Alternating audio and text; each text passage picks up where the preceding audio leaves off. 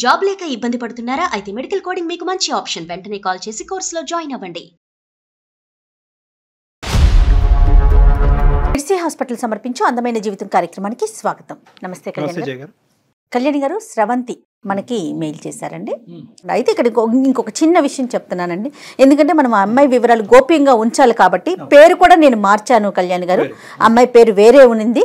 So ఎందుకు మనం తెర మీద చెప్పటం, అందరికి తెలిసేలాగా చేయటం అన్నా, ఎందుకంటే ఆడపిల్ల జీవితం కదండి. తన చిన్ననాటి కథ అది మళ్ళీ ఇప్పుడు రిపీట్ అవుతోంది. సో ఆ అమ్మాయికి అసలు ఏం చెయ్యాలి, ఎవరితో మాట్లాడాలి, ఎవరితో చెప్పుకోవాలి, చాలా వరకు ఫేస్ చేస్తున్న ఇష్యూ కళ్యాణి గారు. ఇది మీకు కొంత అవగాహన వచ్చి ఉండొచ్చు. ఎందుకు అసలు అమ్మాయి మాటల్లోనే వినేద్దాము. సో ఒకసారి కాల్ చేసేస్తానండి. హలో హలో, స్రవంతి గారండి? అవునండి, నేను జయానమ్మ, అందమైన జీవితం ప్రోగ్రామ్ నుంచి, సుమన్ టీవీ నుంచి కాల్ చేస్తున్నాను. అవునా మేడం? థ్యాంక్స్ మేడం, మీరే నాకు కాల్ చేస్తున్నారు. అవునమ్మా, అవునవును. బాగున్నావు తల్లి? అసలు బాలేదు మేడం, మాట వరుస చెప్పడానికి కూడా అసలు బాలేదు మేడం. అర్థమవుతోందమ్మా. అయితే నాతో పాటు డాక్టర్ కళ్యాణ్ చక్రవర్తి గారు ఉన్నారు స్టూడియోలో. ఒక్కసారి ఆయనతో మాట్లాడతాలి, నీకు మంచి సలహా ఇస్తారు. నువ్వే చెప్తావు నాకు చాలా మనసు ఊరట కలిగిందని. ఓకే? ఓకే మేడం, అలాగే మేడం. ఓకే అమ్మా, సుమా మాట్లాడు. చెప్పమ్మా, ఏంటి సమస్య? సార్, నా పేరు శ్రవంతి సార్. శ్రవంతి, నాకు ఎలాంటి ప్రాబ్లం ఉందంటే చెప్పుకుంటే తీరలేనంత ప్రాబ్లం ఉంది సార్. నిజంగా అసలు మీరు నాకు కాల్ చేస్తారు అనుకోలేదు, బట్ ఇప్పుడు మీరు కాల్ చేసి మాత్రం చాలా హెల్ప్ చేశారు సార్. చెప్పు నాన్న, సమస్య తప్పకుండా. నీ వయసు ఎంతమ్మా? 22 సార్. 22. చెప్పమ్మా, సమస్య ఏంటో చెప్పు. మ్యారేజ్ అయిందా? సార్, నేను 9th క్లాస్ లో ఉన్నప్పుడు మా ఫ్రెండ్ ఇంటికి ఇట్లా కంబైన్ స్టడీస్ కోసం వెళ్ళేదాన్ని సార్. వెళ్తుంటే ఒక రోజు చాలా లేట్ అయిపోయింది. చాలా లేట్ అయిపోయిందని నేను వస్తున్నాను సార్. దారిలో వస్తుంటే ఎవరో ఫాలో అవుతున్నట్టు అనిపించింది నాకు. ఎవరో ఫాలో అవుతున్నట్టు అనిపిస్తే ఇంకా కొంచెం ముందుకు రాగానే ఒక ఆటో ఉంది సార్. ఆటో ఉండి అతన్ని, అన్న కొంచెం ఇక్కడ ఎవరు ఫాలో అవుతున్నట్టు కొంచెం భయంగా ఉంది, జర ఏమనుకోకుంటే కొంచెం నన్ను మా ఇంటి దగ్గర దింపండి అన్న అంటే, అవమ్మా నువ్వు నా చెల్లెలు లాంటిదాన్ని, నేను సేఫ్ గా తీసుకెళ్తానమ్మా అని నన్ను ఆటో ఎక్కించుకున్నారు సార్. ఏ టైం అమ్మా? ఏ టైం అవుతుంది అప్పుడు? నైట్ 9 అవుతుంది మేడం. అయిపోయిన తర్వాత 9:30 అవుతుంది మేడం. తల్లి ఆటో ఎక్కించుకున్నారు. ఆటో ఎక్కించుకుని కొంచెం ముందుకెళ్ళగానే ఇట్లా టర్న్ తీసుకున్నారు. నేను చెప్పాను, అన్న మా ఇల్లు స్ట్రైట్ కే వెళ్ళాలి, ఇట్లా మీరు లెఫ్ట్ తీసుకున్నారంటే, లేదమ్మా ఇది షార్ట్ కట్, మీ ఇల్లు నాకు తెలుసు, నేను ఎప్పుడు ఇటు నుంచే వస్తుంటాను, నేను చాలా సార్లు చూసాను అన్నాడు. అన్నాక మేడం నేను కొంచెం అంటే నాకు అంత తెలియని కూడా తెలియదు మేడం, అట్లా ఆయన చెప్పింది నమ్మేశాను. సరే తీసుకెళ్తారేమో అనుకున్నాను. కొంచెం ముందుకెళ్ళగానే అన్ని చెట్లు వస్తున్నాయి, మొత్తము ముళ్ళు పొదలు అన్ని వస్తున్నాయి. అన్న నాకు మస్తు భయం వేస్తుంది అన్న, జర ఏమనుకోకుండా నన్ను మా ఇంటి దగ్గర దింపేయండి, లేకుంటే ఎక్కడ ఎక్కించుకున్నారు అక్కడనే దింపేసేయండి అని బతిలాడినారు మేడం. బతిలాడితే కూడా లేదు, నువ్వు ఇప్పుడు అరిచినావు అంటే మాత్రము నీకు మామూలుగా ఉండదు, నాది ఎట్లా ఉంటుందో చూపిస్తాను, నీకు చావు ఎట్లుంటుందో అట్లా చూపిస్తాను, సైలెంట్ గా నేను చెప్పినట్టు చేసినావా బతికి ఇంటికి వెళ్తావు, లేకుంటే మాత్రం నీ పని మామూలుగా ఉండదు చూడు అని తీసుకెళ్లి నన్ను లాక్కెళ్ళి ఎలా అంటే అలా నన్ను పాడు చేసేసారు మేడం. చాలా అంటే చాలా ఘోరంగా మేడం. అసలు నాకైతే అన్న నీ ప్లీజ్ అన్న మీకు కాలు పట్టుకుంటా అట్లా చేయకండి అన్న, నాకు అసలు నీకు ఎట్లా అనిపిస్తుంది, మీ చెల్లెల్లాగా అనిపించట్లేదు అంటే, ఎవరివే నువ్వు నా చెల్లెలే ఎందుకైతేవే, నువ్వేనా నా అమ్మగా పుట్టినవా అని అడిగిండు. ఎట్లంటే అట్లా ఘోరంగా పాడు చేసిండు మేడం. చేసినాక మళ్ళీ నువ్వు ఎవరికైనా చెప్పినావంటే మాత్రం నిన్ను ఇంకా రెండో రోజు నువ్వు మీ అమ్మని చూడవు, మీ ఇంటిని చూడవు, రెండో రోజు తీసుకెళ్లి చంపేస్తాను. ఈసారి నువ్వు ఇంకోసారి ఇట్లా ఇటు నుంచి వెళ్తావు, నేను రోజు నేను పాలైతేనే ఉంటాను, నువ్వు ఎవరికైనా చెప్పినట్టు తెలిసినా లేదంటే నన్ను చూపించినట్టు తెలిసినా నువ్వు ఆ రోజు లాస్ట్ నీకు లైఫ్ ఉండదు, ఇంకా నేను ఆ రోజు చంపేస్తానని బెదిరించింది మేడం. ఇంకా ఇంటికి వెళ్ళినా నెక్స్ట్ డే నుంచి స్కూల్ కూడా వెళ్ళలేదు. ఒక 4 days 5 days అన్నం తినలేదు మేడం. మా మమ్మీ ఏమో మస్తు భయపడుతుంది, ఏమైందమ్మా ఇట్లా ఎందుకు అయిపోతున్నావు, ఎవరైనా ఏమన్నా అన్నారా, ఏమన్నా లొల్లయిందా స్కూల్లో, ఏమన్నా చెప్పమ్మా నాకు అంటే 4 days తర్వాత నేను చెప్పాను మేడం, మమ్మీ నాకు ఇట్లా చేసిన మమ్మీ, ఇట్లా నాకు మస్తు భయం అవుతుంది, నాకైతే ఏడుపు వస్తుంది, ఏం చేయాలో అర్థం కావట్లే, నీకు చెప్దామంటే నువ్వు కొడతావేమని భయం అయింది మేడం. అంటే నేనెందుకు కొడతారా, నేను నీ తల్లిని కదా అని మా మమ్మీ మస్తు ధైర్యం చెప్పింది మేడం.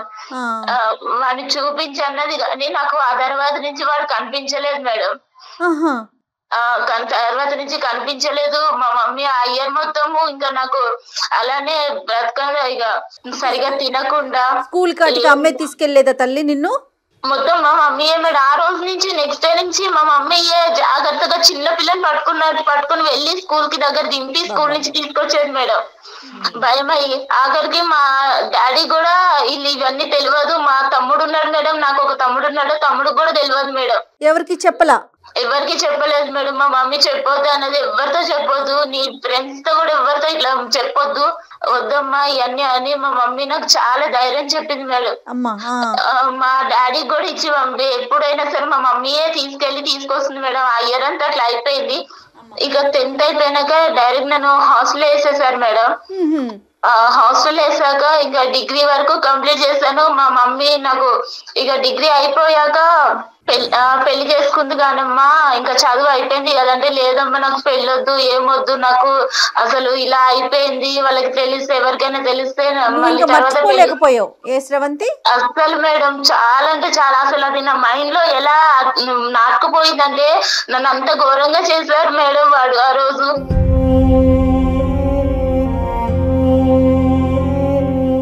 అంత అసలు చెప్పుకోవడానికి కూడా నాకు నోరు కూడా మాటలు కూడా రావట్లేదు, అంత ఘోరంగా వదిలేసే.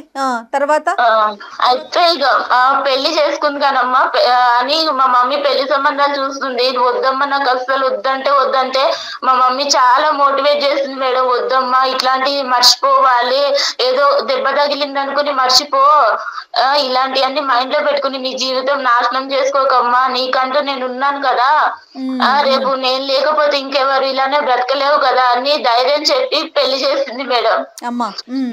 వీడి ఇక్కడ మధ్యలో ఎక్కడ కూడా నీకు కలవలేదు కదమ్మా? కలవటం గానీ ఫోన్లు చేయటం గానీ ఏమీ చేయలేదు? ఆ తర్వాత అసలు ఒకసారి ఇట్లా అయిపోయినాక ఇంకెప్పుడు వాడి మొహం కూడా నేను చూడలేదు, నాకు ఎప్పుడు కలవలేదు సార్. ఓకే సరేనమ్మా. పెళ్లి అయిందమ్మా, పెళ్లి అయిన తర్వాత ఏమైంది? పెళ్లి అయిపోయినాక మా హస్బెండ్ మాకు చాలా మంచోడు సార్. అంటే ఇవన్నీ ఏం తెలియదు, మా మమ్మీ చెప్పొద్దు అన్నది నేను చెప్పలేదు సార్. తర్వాత కొంచెం మంచిగా చూసుకుంటున్నాను. ఒక 7 months వరకు మా ఆయన దగ్గరికి వెళ్ళాలంటేనే నాకు చాలా భయం అయింది సార్. మా అమ్మకి చెప్తే మా అమ్మ అన్నది కొంచెం చిన్న పిల్ల కదయ్యా, ఏం అనుకోకు, కొంచెం అడ్జస్ట్ అవ్వు, రాను తెలుసుకుంటది అని మా మమ్మీ సర్ది చెప్పేది మా ఆయనకు కూడా. అలా అయ్యాక కొంచెం మా ఆయన చూపించే ప్రేమ, మా ఆయన ఇట్లా మంచిగా చూసుకోవడం చూసి ఇక మా ఆయనకి దగ్గరయ్యాను సార్. ఇక మాకు ఒక పాప కూడా పుట్టింది సార్. 1 year పాప ఉంది ఇప్పుడు నాకు. పాప కూడా పుట్టింది సార్. ఇక తర్వాత ఒక రోజు మా ఆయన ఒక ఫంక్షన్ ఉంది, ఇట్లా ఉందమ్మా నేను వెళ్ళేసి వస్తా, మా ఫ్రెండ్స్ అందరినీ ఇట్లా కలిసేసి రావాలి, రీయూనియన్ జరుగుతుందని వెళ్తున్నాను, మా ఫ్రెండ్స్ చిన్నప్పుడు ఫ్రెండ్స్ అందరు కలుస్తున్నారు, నేను వెళ్ళేసి వస్తాను అని ఒక రోజు వెళ్ళారు మేడం. వెళ్ళాక ఇంకొక రోజు నైట్ వాళ్ళ ఫ్రెండ్ తీసుకుని వచ్చారు. ఆయనని చూడగానే సార్ నాకు అక్కడనే గుండె ఆగిపోయింది. అసలు నాకు చేతుల్లో చెమటలు పట్టేస్తున్నాయి, అసలు ఒళ్ళంతా వణికిపోతుంది. ఎందుకలా? నాకు 9 years బ్యాక్, నాకు 9th class లో ఉన్నప్పుడు నన్ను ఎవరైతే ఆటోలో తీసుకెళ్లి నన్ను పాడు చేశాడో వాడే మా హస్బెండ్ తో వచ్చాడు సార్, మా హస్బెండ్ ఫ్రెండ్ అని. ఇక వాడు నన్ను చూడగానే ఎందుకో సార్ ఎట్లా కన్నింగ్, ఎంత ఏదో సాడిష్ నవ్వినట్టు నవ్వుతున్నాడు. మళ్ళీ మా ఆయన దగ్గరకు వచ్చి, మీ భార్యనా, నాకు చెల్లెలవుతుంది కదా, నువ్వు చెప్పనే లేదు, ఇప్పటిదాకా చూపించనే లేదు అని చాలా సొంత మనిషిలాగా మాట్లాడుతున్నాడు. నన్ను చూస్తూనేమో ఇంత కన్నింగ్ గా చూస్తున్నాడు. నీకు అర్థమైంది? అర్థమైపోయింది. నాకు అప్పటికే భయం అవుతుంది, కాళ్ళు చేతులు అంతా వణికిపోతున్నాయి. మా ఆయన అడిగాడు, ఏంటి శ్రవంతి ఇట్లా జ్వరం వచ్చిందా ఏంటి, అట్లా అయిపోయావు, ఇందాకలాగా బానే ఉన్నావు కదా, ఇప్పుడు ఏమైంది అంటే, చెల్లెలకి ఏమన్నా నీరసంగా ఉందేమోరా, తిన్నదో లేదో అడుగు ఒకసారి, నువ్వు లేవని, నువ్వు ఇటు వచ్చావు కదా, నువ్వు లేవని తినలేదేమో అని ఎంత చాలా నైస్ గా మాట్లాడుతున్నారు మా ఆయనతో. ప్రేమ కురిపించాడు. ఆ తర్వాత నుంచి మేడం నెక్స్ట్ డే నుంచి రోజు రావడం స్టార్ట్ చేశాడు ఇంటికి. రోజు రావడం స్టార్ట్ చేశాడు. ఇక మా ఆయనకేమో ఇట్లా లెటర్స్ రాస్తున్నాడు, ఆకాశరామన్న లెటర్స్ లాగా రాస్తున్నాడు. నీ భార్య గురించి నీకు తెలుసా, నువ్వు ముందే కనుక్కున్నావా, నీ భార్య ఎవరితో ఎఫ్ఐఆర్ ఏం లేదా, నీ భార్యకి ఏమన్నా ఇంతకు ముందు ఏమన్నా ఉందా అన్ని కనుక్కుని చేసుకున్నావా అన్నట్టు ఇట్లా లెటర్స్ రాయడం స్టార్ట్ చేశాడు మేడం. మెసేజ్లు కానీ లెటర్స్ కానీ రాయటం మొదలు పెట్టాడు. కానీ మీ హస్బెండ్ వచ్చి నిన్ను ప్రశ్నించాడమ్మా ఏంటి ఇదంతాని అడిగాడా? ఒక్కసారి అడిగాడు సార్, ఇట్లా ఏమై ఇట్లా లెటర్స్ వస్తున్నాయంటే నాకు తెలియదండి, ఇట్లా ఇవన్నీ నాకెలా తెలుస్తుంది, నేను చిన్నప్పటి నుంచి మా అమ్మ దగ్గరనే పెరిగాను, తర్వాత హాస్టల్కి వెళ్ళిపోయాను, నాకు ఇలా ఎవరు కూడా తెలియదు, అలా మీరు ఎలా అనుకుంటారు ఎవరో రాసిన ఉత్తరాలు బట్టి అని అడిగాను. అడిగితే సరేలే అంటున్నారు కానీ రోజుకు ఒక లెటర్ వస్తుంది సార్. కాదమ్మా శ్రవంతి, నువ్వు ఇప్పుడు మనకు ఏంటంటే మనకి ఇక్కడ చిన్న అదృష్టమా ఏంటి అనేది తెలియదు కానీ మీ భర్త మంచివాడు అనేటటువంటి ఒక మాట నువ్వు నాకు చెప్పావు కాబట్టి నేను చాలా హ్యాపీగా ఫీల్ అయ్యాను. నీ భర్తకి నువ్వేంటో తెలుసు, నీకు నువ్వు భర్త ఏంటో తెలిసినప్పుడు ఇప్పటికైనా కూడా గుట్టిప్పి ఇది జరుగుతుందని చెప్పుంటే సరిపోద్ది కదా, ఎందుకు భయపడ్డావు? సార్ ఇప్పుడు నేను ఇప్పుడు చెప్తే ఎలా సార్, పెళ్ళి అవ్వక ముందో పెళ్లి తర్వాత ఫస్ట్ చెప్పుంటే ఆయన నన్ను అర్థం చేసుకునేవారేమో. ఇప్పుడు వీడు కళ్ళ ముందుకు వచ్చాక ఇప్పుడు చెప్తే మోసం చేస్తాను అన్నదా సార్? అమ్మ ఇక్కడ ఏంటంటే వాడికి ఇప్పుడు ఎవడైతే ఈడు ఉన్నాడో ఈ దొంగనా డాష్ గాడు, వీడు బాగా స్టడీ చేశాడు చిన్నప్పటి నుంచి, మీ హస్బెండ్ని స్టడీ చేశాడు. ఎందుకంటే చిన్ననాటి స్నేహితుడు, ఇతను చాలా మంచోడు, ఇతను నోట్లో నాలుగు లేదు అనేది అక్కడ స్టడీ చేశాడు. ఇక్కడ ఏమొచ్చి నువ్వు బాధితురాలు పొజిషన్లో ఉన్నావు కాబట్టి అప్పుడు గుట్టు ఇప్పందని ఇప్పుడు ఎందుకు గుట్టు ఇప్పుతావు అనేటటువంటి ఉద్దేశం ఏంటంటే రెండు వైపుల నుంచి వాడికి అడ్వాంటేజ్ అయిపోయింది. అడ్వాంటేజ్ అవటం వల్ల ఏమవుతుందంటే సెకండ్ అటెంప్ట్ లోకి వచ్చాడు. ఇప్పుడు ఫస్ట్ అటెంప్ట్ లో మానభంగం చేశాడు, సెకండ్ అటెంప్ట్ లో ఇంకో అటెంప్ట్ అంటే నీ దరిదాపుల్లోకి వచ్చేస్తున్నాడు అనమాట, మళ్ళీ ఎంట్రీ ఇస్తున్నాడు వాడు. ఇస్తున్నారు సార్. ఆయన నాకు కాల్ చేశాడు, వాడు నా నెంబర్ మా హస్బెండ్ నుంచి తీసుకున్నారో ఎట్లా తీసుకున్నాడో నాకు కాల్ చేశాడు. చేసి ఏంటి బాగున్నావా, అన్ని మర్చిపోయావా, కొత్తగా మళ్ళీ నీకు కొత్త ఎక్స్పీరియన్స్ అవుతుందా అని ఎలా అంటే అలా చండాలంగా మాట్లాడుతున్నాడు. నాతో ఎక్స్పీరియన్స్ బాగుందా మీ ఆయనతో బాగుందా అన్నట్టు మాట్లాడుతున్నాడు. నేను చెప్పాను, మా ఆయనకు చెప్తాను నువ్వు ఇలాంటి పనులు చేసావంటే అంటే ఒకసారి చెప్పి చూస్తా నేను కూడా అని బెదిరిస్తున్నాడు. అంటే వాళ్ళ ఆయనకు చెప్తానన్నా కూడా భయపడట్లా వాడు? అస్సలు లేదు మేడం, నువ్వు చెప్పి చూడు ఒకసారి, నీ లైఫ్ ఎట్ వెళ్తుందో మీ ఆయన లైఫ్ ఎట్ వెళ్తుందో నువ్వే చూద్దు గానీ నీ కళ్ళతో. అతనికి పెళ్ళైనట్టు ఏమన్నా తెలిసిందమ్మా ఈ ఆటో అతనికి? లేదు మేడం, నాకు అంటే నేను ఆ తర్వాత వాడు అట్లా చేసావు నేను ఇంతవరకు కలవలేదు. కాదు, మీ ఆయన ద్వారా ఇప్పుడు ఈ 10 రోజుల్లో? లేదు మేడం, వాడి ప్రస్తావన ఎత్తాలంటేనే నాకు భయంగా ఉంది మేడం. మా ఆయన దగ్గర నువ్వు చెప్పాల్సింది కదా, ఎందుకు వేరే వాళ్ళని ఇంటికి తీసుకొస్తున్నావు, పద్దాక తీసుకురా మాకు నాకు ఇబ్బందిగా ఉంది అట్లా ఏదన్నా చెప్పకపోయావు? అంటే చెప్పాను మేడం, అంటే మా ఇంటికి ఇంతకు ముందు కూడా మా ఆయన ఫ్రెండ్స్ చాలా మంది వచ్చేవాళ్ళు. వాళ్ళ దగ్గర ఎప్పుడు ఎవరి దగ్గర ఏం చెప్పను కానీ ఈయన దగ్గర చెప్తే ఏమనుకుంటారని అదొక భయం అయింది మేడం. అయినా ఈయన మా ఆయన ఉన్నప్పుడు నాతో చాలా మంచిగా ఒక సొంత చెల్లెలతో మాట్లాడినట్టు మాట్లాడుతున్నాడు. తిన్నావా చెల్లెమ్మా, తినలే, ఏం చేస్తున్నావమ్మా, పాప ఎలా ఉందమ్మా అని మాట్లాడుతున్నాడు. దుర్మార్గుడు. అలా ఉన్నతని మీద నేను కంప్లైంట్ ఇద్దామన్నా కూడా నాకు ధైర్యం సరిపోవట్లేదు మేడం.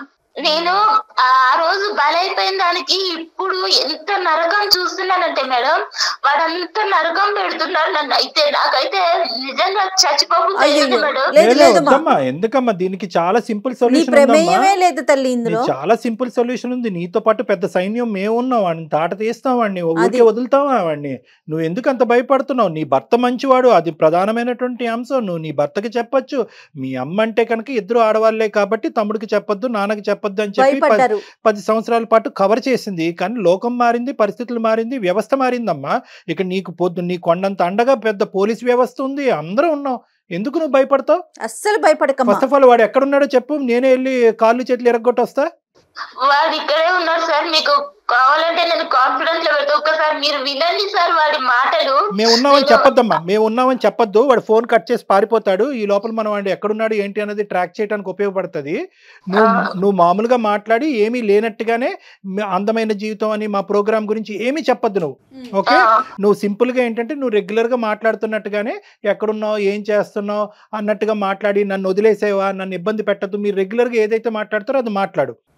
సరేనా? తర్వాత వాడు గొంతుకు లెగుస్తా చూడు, అప్పుడు నేను జయ గారు అందుకుంటాం. నువ్వు ఇంట్రడ్యూస్ చేయొద్దు, మమ్మల్ని ఇంట్రడ్యూస్ చేయొద్దు. నేను ఆల్రెడీ లాస్ట్ టైం సూసైడ్ చేసుకుందామని సూసైడ్ దాకా వెళ్ళాను సార్, కానీ నా పాపం చూసి వెనక్కి వచ్చేసాను సార్. ఇప్పుడు బ్రతకాలన్నా కూడా నాకు అసలు వేరే లేకుండా అయిపోతుంది సార్. శ్రవంతి బంగారం, ఒకే మాట చెప్తున్నాను, ఇది నీ గురించి నేను చేయట్లేదు. రేపొద్దున ఈ దరిద్రుడు ఇలాంటి దరిద్రులు నీ కూతురు వరకు వచ్చినా కూడా ఆశ్చర్యపడక్కర్లేదు. ఎందుకంటే ఇక్కడ నీ జీవితాన్ని నిన్ను ప్రొటెక్ట్ చేసుకోవటం, నీ మ్యారేజ్ని ప్రొటెక్ట్ చేసుకోవటం కాదు. ఇలాంటి ఎదవలు ఎక్కడున్నా కూడా వాళ్ళని వెతికి పట్టుకుని మనం వాళ్ళకి సరైనటువంటి శిక్ష పడేటటువంటి విధంగా నువ్వు ఈ రోజు ఒక సంఘ సేవకురాల్లాగా ఒక సామాజిక పరమైనటువంటి సేవ చేసి మా వరకు వచ్చావు. నీతో పాటు మేము కలిసి ప్రయాణం చేస్తాం. ఈ కేసును మాత్రం ఇది కేవలం నా కేసు అనేటటువంటి విధంగా తీసుకెళ్లొద్దమ్మా. నువ్వు గొంతెత్తి మాట్లాడాలి. ఇది మనం ఖచ్చితంగా వాడిని శిక్షించాలి. కాబట్టి నీ యొక్క తోడ్పాటు మాకు కావాలి. నీలాంటి ఆడపిల్లలందరికీ కూడా ఇలా కూడా నేను బయటికి రావాలని తెలియాలి తల్లి. ఇంకోటి ఏంటంటే దయచేసి నీ మనసులో నువ్వు పోస్ట్ ట్రామాటిక్ స్ట్రెస్ డిసార్డర్ అంటారమ్మా. అంటే ఒక ఆడపిల్లకి ఇలా మానభంగం జరిగినప్పుడు ఆ జ్ఞాపకాల నుంచి బయట పడలేక చాలా మంది ఏంటంటే పెళ్లిళ్ళు చేసుకోరు, కొంతమంది పెళ్లిళ్ళు చేసుకున్నా కూడా సంసారం కూడా చేయడు, మగజాతిని అసహించుకుంటూ ఉంటారు. ఇప్పుడు ఇదేంటంటే దీంతో పాటు వీడు మళ్ళీ నీ ఎదురుగుంటే ప్రత్యక్షమయ్యాడు. ప్రత్యక్షం అవడంతో నీ పాత జ్ఞాపకాలు వచ్చి రేపు నువ్వు కంప్లీట్ గా మెంటల్ పేషెంట్ అవుతావు అనేటటువంటిది కూడా మనకు తెలియదు. ఇది నెంబర్ 2.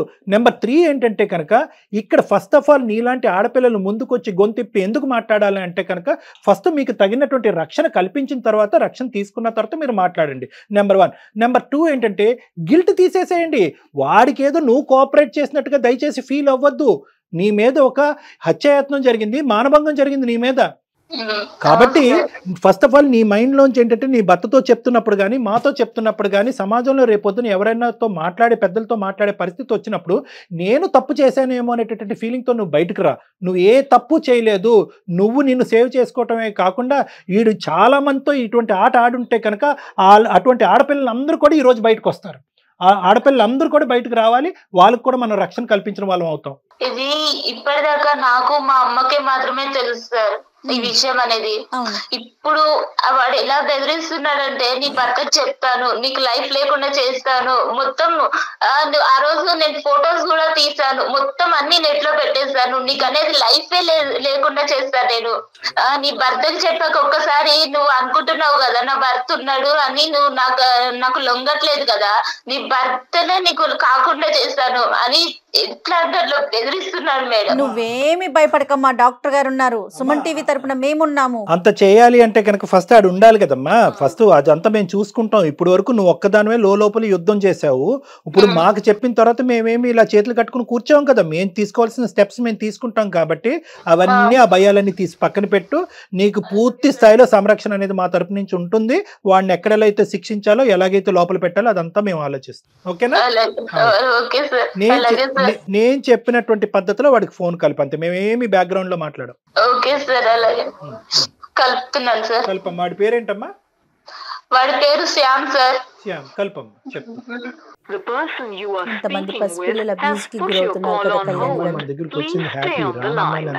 మీరు మాట్లాడుతున్న వ్యక్తి మీ కాల్ ను హోల్డ్ లో ఉంచారు. బాధితులు ఎంతమంది ఉన్నారు? ఇటు ఫ్యామిలీకి చెప్పుకోలేరు. హలో హలో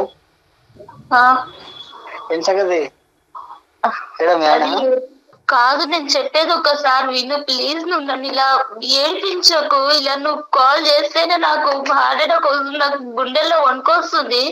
ప్లీజ్ నీకు దండం పెడతా, ఎందుకు నన్ను ఇంత బ్లాక్ మెయిల్ చేస్తున్నావు? నువ్వు చేసిన దానికి ఏ రోజైనా నేను బయట పెట్టానా? నేను వదిలేసాను కదా, ఇప్పుడు మళ్ళీ ఎందుకు నా లైఫ్ లోకి వచ్చి ఇట్లా ఆడుకుంటున్నావు? నువ్వు అంటే నాకు ఇష్టం అనేది చెప్తున్నావు కదా. నువ్వు ఏమని ఇష్టం అంటున్నావు? ఒకసారి పాడు చేసేసి నన్ను నా లైఫ్ అంతా పాడు చేసేసావు. నాకంటూ వెనక్కి తిరిగి చూసుకుంటే నువ్వు చేసిన అగాయించిన తప్ప నాకంటూ ఒకటి సంతోషం అనేది లేకుండా చేసావు. మళ్ళీ ఇప్పుడు నా భర్తతో నేను కొద్ది గొప్ప మర్చిపోయిన భర్తతో సంతోషంగా ఉంటే ఇప్పుడు మళ్ళీ నువ్వు నా లైఫ్ లోకి వచ్చి నా లైఫ్ నాశనం చేయాలని చూస్తున్నావు. ఏం అధికారం ఉందని చెప్పు? నా లైఫ్ ని ఇట్లా ఆడుకుంటున్నావు. నా మీద ఇష్టం ఉంటేనే కదా నువ్వు ఇన్ని రోజుల పంట చెప్పకుండా ఉండేది.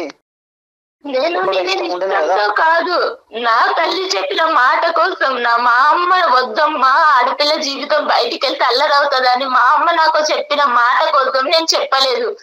నాకు అవన్నీ సంబంధం లేదు. ఒప్పుకుంటున్నావా లేదా? నీ బండారం మొత్తం బయట పెడతా, మీ ఆయనకు మొత్తం చెప్పేస్తా. నేను నీకు దండం పెడతా, ఇలాంటివన్నీ చెయ్యకు ప్లీజ్, నన్ను వదిలేసేయు. అవన్నీ నాకు సంబంధం లేదు. నేను నిన్ను కోరుకుంటున్నా, ఒక్కసారి నువ్వు కావాలని కోరుకుంటున్నా. నువ్వు వస్తావా లేదా? నేను రమ్మంటావా నన్ను?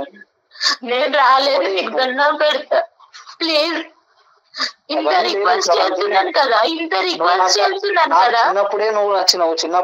ఇప్పుడు నువ్వు ఇంకా చాలా అందంగా ఉన్నావు. ఇప్పుడు నువ్వు కావాలని కోరుకుంటున్నా. లేదు అంటే నీవన్నీ నా దగ్గర ఉన్నాయి. అన్ని బండారం మొత్తం బయట పెట్టేస్తా నేను. మీ ఇంట్లో ఆడవాళ్ళు ఉండరా? నీకు అమ్మ అక్క చెల్లి ఎవరు లేరా? అవన్నీ నీకు సంబంధం లేదు. నువ్వు ఒప్పుకుంటున్నావా లేదా? నీ అన్ని బయట పెట్టమంటావా? ఏం బయట పెడతావు? చచ్చిపోమంటావా చెప్పు? ఎందుకు ఇంత ఏడిపిస్తున్నావు? నేనేమన్నా అన్యాయం చేస్తానా నీకు? అసలు నేనంటే ఇష్టం ఉంటేనే కదా నువ్వు ఇన్ని రోజుల పాటు సైలెంట్ ఉన్నది. నేను అంటే ఇష్టం ఉండి కాదు సైలెంట్ గా ఉన్నది. నా భర్త మీద గౌరవంగా నేను సైలెంట్ గా ఉన్నాను. ఇప్పుడు నేను కావాలనుకుంటున్నా. నేను ఏం కావాలనుకుంటున్నా? నేనేం వస్తువులు అనుకుంటున్నావా నువ్వు కావాలనుకోవడానికి? నేను ఇంకొక భార్యని నీకు తెలుసా? కనిపిస్తుందా? ఇంటికి వచ్చినప్పుడల్లా చెల్లెమ్మ చెల్లెమ్మ అని పిలిచి నా భర్త ముందు నీకు అలా ఎలా మాట్లాడాలనిపిస్తుంది? నేను ఇలానే ఉంటా. నాకు కావాలనుకుంటున్నా. నువ్వు ఇప్పుడు అందంగా ఉన్నావు కాబట్టి నువ్వు కావాలనుకుంటున్నా. అప్పుడు నీ చెల్లి అందంగా ఉంటే ఎవరి దగ్గరికైనా పంపిస్తావా? నాది ఇంతే, నేను ఇంతే, నా వరుసనే ఇంత. నీకు ఇష్టం వచ్చినట్టుంటే సరిపోతుందా? వేరే వాళ్ళు ఇష్టాలు అర్థం చేసుకోవా? వేరే వాళ్ళ బ్రతుకులు నాశనం అయిపోతే అని ఆలోచించుకోవా? ఒప్పుకుంటున్నావా లేదా? ఒకటి చెప్పు ప్లీజ్. నీకు దండం పెడతా, నన్ను వదిలేస్తే ఏం ఒప్పుకోవాలి? నాకు భర్త ఉన్నాడు, పాపం ఉంది. వచ్చేసి నీ ఇష్టం, నీ లైఫ్ నీ ఇష్టం. ఏం ఇష్టము? నా బ్రతుకే నాశనం చేసేసరికి ఇంకా ఏమి ఇష్టం ఉంటుంది? ఇంకా నాశనం అయిపోతుంది, ఇంకా గలీజ్ అయిపోతుంది. మరి ఇవన్నీ మీ ఆయన ఇంకా ఘోరం అయిపోతుంది. మరి హలో బాబు. హలో బాబు. హలో ఎవరు సార్? నేనా? నువ్వెవరు చెప్పు, నీ పేరేంటి? సార్ నా పేరు శ్యామ్ సార్.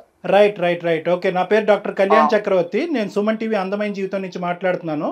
మీకేం సంబంధం సార్? అదే సంబంధం ఏంటి అన్నది నేను చెప్తాను. ఇప్పుడు వరకు ఆ అమ్మాయి గొంతిప్పలేదు, ఇప్పుడు గొంతిప్పి మాట్లాడింది. ఆ అమ్మాయి తరపున మేము ఉన్నాము. అసలు ఎవడ్రా నువ్వు? అసలు ఎవడు నువ్వు? ఎవడ్రా నువ్వు? అసలు మీకేం సంబంధం? ఏ సంబంధం ఉందో లేదో తర్వాత తేల్చుకుందాము. నువ్వు ఎక్కడున్నావు చెప్పు ఫస్ట్. అసలు నువ్వు ఎవడు? అసలు ఏం చేసావు ఈ అమ్మాయితో చిన్నప్పుడు? పర్సనల్ బొక్క ఏంద్రా మాట్లాడేది నువ్వు? నీకెందుకు సార్? తన పర్సనల్. నీకేంటి ఏం మాట్లాడుతున్నావు నువ్వు? నువ్వేం చేసావు ఈ అమ్మాయితో చిన్నప్పుడు? ఇప్పుడు ఏం చేస్తున్నావు? ఎంతమంది ఆడవాళ్ళు నీ లిస్ట్ లో ఉన్నారు? ఎంతమంది ఆడవాళ్ళతో జీవితాలతో నువ్వు ఆడుకుంటున్నావు? ఎంతమంది ఆడవాళ్ళని మానభంగం చేస్తావు? ఎంతమంది ఆడవాళ్ళని బ్లాక్ మెయిల్ చేస్తున్నావు?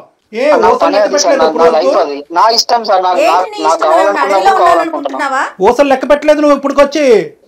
మక్కులు ఎరదంటారు. ఎవరంటారు సార్? చూసుకుందాం. ఏం మాట్లాడుతున్నావు నువ్వు? చూసుకుందాం సార్. ఏం చేస్తారో చేసుకోండి సార్. ఏం చేస్తారో చేసుకోవాలట కళ్యాణ్. ఏం చేస్తారో చేసుకోండి. నువ్వు ఎంతమంది ఉన్నారు? నువ్వు ఎంతమందితో ఇలా ఆడుకున్నావు అన్నది ఒక్కసారి నాకు చెప్పు. ఈ అమ్మాయి ఒక్కతేనే ఎంతమంది ఉన్నారు? మొత్తం అందరినీ ఆడపిల్లలందరూ ఎవరినైతే నువ్వు ఆడుకున్నావు అందరినీ బయటకు తీసుకొస్తా. అమ్మాయి నా పర్సనల్ సార్. మీరెవరు సార్ మధ్యలో? మీకేం సంబంధం సార్? ఏంటి పర్సనల్? నా పర్సనల్ అమ్మాయి. అసలు పర్సనల్ నువ్వు ఎక్కడున్నావు చెప్పు. అసలు ఎక్కడున్నావు? ఏ ఊర్లో ఉన్నావు నువ్వు? నీ మొత్తం నీ వాయిస్ అంతా రికార్డ్ అవుతుంది. నువ్వు ఎక్కడున్నావు మొత్తం అంతా ట్రాక్ చేస్తున్నావు. నీ లొకేషన్ తెలుసు. కానీ సార్ భయపడేది లేదు, సమస్య లేదు. అదే నీ సంగతి ఏంటో మేము తేలుస్తాము. నీతో ఒక్క నిమిషం కూడా ఇంకెక్కువ మాట్లాడవలసినటువంటి అవసరం లేదు. ఏమయ్యా, నీకు ఒక తల్లి, ఒక అక్క, ఒక చెల్లి ఉందా? నువ్వు మనిషివా?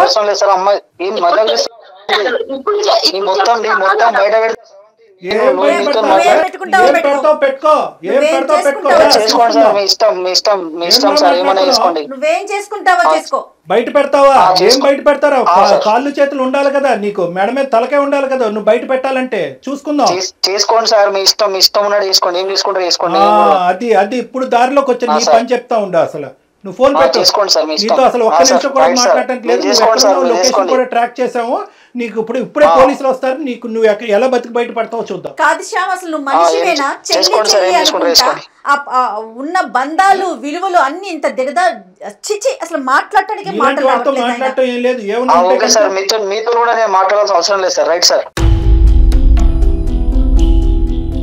వాడేం మనిషి కళ్యాణ్ గారు, అసలు భయం కూడా లేదా మనిషికి? మేడం ఇప్పుడు వాడు ఏంటంటే ఈ అమ్మాయితో ఒక్కటే. శ్రవంతి నువ్వు లైన్ లో ఉన్నావమ్మా? లైన్ లోనే ఉన్నాను సార్. పెట్టేశాడు కదా అతను. పెట్టేశారు మేడం. మీ ముందు ఎలా మాట్లాడుతున్నారు, టార్చర్ పెడుతుంటారా? అమ్మ ఇది సుమన్ టీవీ వరకు శ్రవంతి తీసుకొచ్చినటువంటి ఒక కథ మాత్రమే. ఇలాంటి ఎన్ని కథలు ఉన్నాయేమో అన్నట్టు నాకు అనిపిస్తుంది. ఎందుకంటే కనుక మనం ఎందుకు ఎవరినైనా క్రానిక్ అఫెండర్ అని మనం ఎప్పుడు అంటాం, పీడోఫైల్స్ అంటాం. అంటే చిన్నపిల్లల్ని సెక్షువల్గా మానభంగం చేసుకుంటూ వాడుకుంటూ పెద్దవాళ్ళకి చెప్పకుండా భయపెడుతూ వాళ్ళ నోట్లో గుడ్డలు కూరేటటువంటి ఇలాంటి వాళ్ళు పీడోఫైల్స్ అంటారు. ఎందుకు వీడి గురించి ఇంత ప్రత్యేకంగా మనం ఈ రోజు మాట్లాడుకోవాలి, నాకు ఎందుకు అంత స్థాయి కోపం వచ్చిందంటే ఈ టోన్లో నేను ఎప్పుడూ మాట్లాడలేదు. ఎందుకంటే వీళ్ళందరూ చాప కింద నీరులాగా చాలా మంది ఆడపిల్లలతో కుటుంబ సభ్యుల్లోనే ఉండేటటువంటి ఎదవలు కొంత ఉన్నారు. ఈడంటే కనుక బయట ఎక్కడి నుంచో పరిచయం అయ్యి నీకు తెలిసి తెలియకుండా ముక్కు మొహం తెలియని వాడు ఆటో ఎక్కావు. నీలాంటి ఆడపిల్లలు ప్రధానంగా గుర్తు పెట్టుకోవాల్సినటువంటి ముఖ్యమైనటువంటి అంశం ఏంటంటే ఇటువంటి వాళ్ళు ఉంటారు, తస్మాత్ జాగ్రత్త. మీ ఎడం వైపు కుడివైపు ఎక్కడన్నా ఉంటారు, మీ కుటుంబంలోనే ఉంటారు, మీ స్నేహితుల మధ్యలో అన్నా ఉంటారు, స్కూల్లో అన్నా ఉంటారు, ఆటో డ్రైవర్లు రిక్షా డ్రైవర్లు లాగా ఉండొచ్చు. తస్మాత్ జాగ్రత్త అనేది ఈరోజు నీ ద్వారా మేము అందరికీ చెప్పేటటువంటి మెసేజ్. వీడిని ఎందుకు క్రానిక్ అఫెండర్ అన్నానంటే వీడు అప్పుడు తప్పు చేశాడు. ఈ మధ్యలో అంటే నువ్వు 9 సంవత్సరాలు 10 సంవత్సరాల పాటు ఏర్పడినటువంటి గ్యాప్లో ఎక్కడ కూడా వాళ్ళు మార్పు రాలేదు. ఎందుకంటే కనుక వాళ్ళకి ఇచ్చేటటువంటి బలం ఏంటంటే మీలాంటి ఆడపిల్లలు నమ్మి అక్కడికి వెళ్ళటం అనేటటువంటి ఒక బలం అయితే మీరు మీ తల్లులు ఏంటంటే ప్రాణభయాలతో పరువు భయాలతో ఏంటంటే ఇది గుప్పుట్లో పెట్టేసి ఇలా కప్పేస్తారు చూడు, బయట ప్రపంచానికి తెలియకుండా. అది మీ వరకు మీకు న్యాయం అనిపించవచ్చు, ఏదో జరిగిపోయిందమ్మా వదిలేద్దామమ్మా పెళ్ళి అని చెప్పి పెళ్ళి అవ్వాలనేటటువంటి దాస్తారు చూడు, అది వాళ్ళ బలం. ఆ బలంతో ఏంటంటే ఈరోజు మళ్ళీ 9 సంవత్సరాల తర్వాత ఆడు మీ ఆయన్ని బాగా స్టడీ చేశాడు, నిన్ను బాగా స్టడీ చేసి మీ ఆయన దగ్గర మార్కులు కొట్టేసేటటువంటి విధంగా కొట్టేసి ఎక్కడా కూడా 0.5% పశ్చాత్తాపం కూడా పొందకుండా నిన్ను మళ్ళీ ఈరోజు మళ్ళీ ఇచ్చేయడానికి ట్రై చేస్తున్నాడు. సో ఇలాంటి వాళ్ళకి మనం ఎప్పుడు కూడా గుర్తుపెట్టుకోవాల్సింది ఏంటంటే మనం జాగ్రత్తగా ఉంటాం, రెండోది గొంతు విప్పి మాట్లాడటం. ఎందుకంటే ఇప్పుడున్నటువంటి వ్యవస్థలో అమ్మ ఏదో శ్రవంతి ఇక్కడికి వచ్చేసి చెప్పేసింది అని పబ్లిక్ అందరికీ చెప్పేసి నీ ఫోటోలు ఇవన్నీ చూపెట్టడం జరగదు. అందుగురించే ఏంటంటే చాలా గోప్యంగా ఉంటుంది, ఇలాంటి అంశాలు కూడా చాలా గోప్యంగా ఉంచుతాం అనమాట. పోలీస్ వ్యవస్థ కూడా చాలా గోప్యంగా వస్తుంది, ఇన్వెస్టిగేషన్ చాలా గోప్యంగా ఉంటుంది. మీ పరువులు ఎక్కడికి పోవు. నువ్వు అవన్నీ దాచిపెట్టేసి ఈరోజు ఆఖరికి నీ ప్రాణాల మీద తీసుకొచ్చి నీ భర్తకు కూడా చెప్పనటువంటి పరిస్థితికి తీసుకొచ్చావు. అర్థమైందమ్మా? సో నీ ఇక్కడ భయపడవలసినటువంటిది ఏమీ లేదు. వాడి లొకేషన్ ఏంటి, వాడు ఎక్కడుంటాడు ఏంటి మొత్తం ట్రాక్ చేసాం, మనం ట్రాక్ చేశారు మన వాళ్ళు. సో ఇప్పుడే ఇమీడియట్గా నువ్వు ఫోన్ పెట్టేసిన తర్వాత నువ్వు ఎక్కడుంటే చెప్తే కనుక మా వాళ్ళు నీ దగ్గరకు వస్తారు, నిన్ను మా దగ్గర తీసుకొస్తారు. ఇక్కడి నుంచి మనం పోలీస్ స్టేషన్కి వెళ్దాము, తగినటువంటి కంప్లైంట్ ఇద్దాము, వాడిని వెంటనే కటకటాలు వెనకట్లు పంపించేటటువంటి ప్రయత్నం చేద్దాం. దీనికల్లా నువ్వు ధైర్యంగా ఉండాలి తల్లి, అదొక్కటే నువ్వు చేయాల్సింది. నువ్వు ధైర్యంగా ఉండాలి, నువ్వు మాట్లాడాలమ్మా, మాట్లాడాలి. అంతే కదా కళ్యాణ్ గారు? అలాగే సార్, అలాగే మేడం. ఓకే ఓకే, మీరు ఒక్కసారి హెల్ప్ చేసి పెడితే నా ప్రాణాలు కాపాడాలి వచ్చేస్తారు. వాడు బెదిరించే బెదిరింపులు వాడి కోసం నీ ప్రాణం ఎందుకమ్మా పనంగా పెట్టాలి? ఇది మా బాధ్యత, ఇది మా బాధ్యత. నీకు ఒక కూతురు ఉంది, నీకు ఒక జీవితం ఉంది, నువ్వు కూడా కొద్దిగా స్వార్థంగా ఆలోచించాలి. వాడెవడో ఎదవ వల్ల నువ్వు ఈరోజు ప్రాణాలు తీసుకోవాల్సినటువంటి అవసరం లేదు. ముందుకురా, రాణి లక్ష్మీబాయి లాగా ఫైట్ చేయి, నీతో పాటు మేము ఉన్నాం. ఖచ్చితంగా సుమన్ టీవీ ఉంది, డాక్టర్ గారు ఉన్నారు, అందరం ఉన్నామమ్మా. వ్యవస్థలో ఉన్నాం మనమేమి ఎక్కడ మనుషులు లేని చోట కాదు ఉన్నది. ధైర్యంగా ఉండు, నువ్వు ధైర్యంగా ఉండు. నెక్స్ట్ ఏం చేద్దాం అనేది ఆలోచిద్దాం, సరేనా? నువ్వు అసలు ముందు అసలు నీకు ధైర్యమైన ఏంటంటే సుమన్ టీవీ అందమైన జీవితానికి నువ్వు ఎప్పుడైతే మెయిల్ చేసావో అప్పుడే నీకు ధైర్యం ఉన్నట్లే. ఓకే, అర్థమైందమ్మా? నువ్వు ఎక్కడ తగ్గద్దు, నువ్వు జాగ్రత్తగా ఉండు, తలుపులు వేసుకుని ఉండు, జాగ్రత్తగా ఉండు. మేము ఏ స్టెప్స్ తీసుకోవాలో ఆ స్టెప్స్ తీసుకుంటాం. నీ లొకేషన్ షేర్ చేయమ్మా, నీ అడ్రస్ కూడా షేర్ చేయి, మేము చేస్తాం ఏం చేయాలంటే. ఓకే షేర్ చేస్తాను సార్. ఇప్పుడు అది బెదిరించారు కదా వాడు, ఇప్పుడు ఇంటికి వచ్చి ఏం చేయాలి కదా. ఏం చేయడమ్మా, వాడు ఏమి చేయడమ్మా. మేము తక్షణమే నీ చుట్టుపక్కల ఉండేటటువంటి వాళ్ళతో కూడా మేము మాట్లాడతాము, పోలీసులను కూడా అక్కడ దగ్గరలోకి పంపిస్తాము, మొత్తం నీకు కావాల్సిన రక్షణ అంతా కూడా మేము ఇస్తాం. Don't worry. వాడు ఎప్పుడైతే ఇప్పుడు డాక్టర్ గారు మాట్లాడారో అప్పుడే అతనికి అర్థమైంది, ఓహో ఈ అమ్మాయి ఎవరికో చెప్పేసింది అన్న విషయం అతనికి అర్థమైపోయే ఫోన్ పెట్టేశాడు. ఓకేనా, నువ్వేం భయపడకు తల్లి. మేడం చిన్న హెల్ప్ చేయండి మేడం, చిన్న ఒక్క సాయం చేయండి మేడం. చెప్పమ్మా, చెప్పు. ఈ విషయం నా భర్తకి నేను ఎలా చెప్పాలో నాకు అర్థం కావట్లేదు madam. Okay okay, don't worry అమ్మా, డోంట్ వరీ. ఆ పాత్ర కళ్యాణ్ గారు తీసుకుంటారు. భర్తకి అర్థమయ్యేలాగా కొంచెం చెప్పండి మేడం. తప్పకుండా. అన్ని జాబ్స్ కంటే ఈ రోజు మాకు పెట్టినటువంటి అన్ని జాబ్స్ కంటే ఈజియెస్ట్ ఉద్యోగం అదొకటే, అదే జాబ్. ఇప్పుడు మీ భర్తకి చెప్పడం చాలా సులభం. అది మా ద్వారా మేము టేకప్ చేసి ఇంత చేసేటటువంటి వాళ్ళు అది చెప్పడం. నీ పెళ్లికి కానీ నీ జీవితానికి కానీ ఎటువంటి డోకా లేదు. మీ భర్తకి సరైనటువంటి పద్ధతిలో మేము చెప్తాం. డాక్టర్ గారు ఎలా కన్వే చేయాలో అలా కన్వే చేస్తారు. అతని సపోర్ట్ కూడా మనకు ఉంటది. ఓకేనా?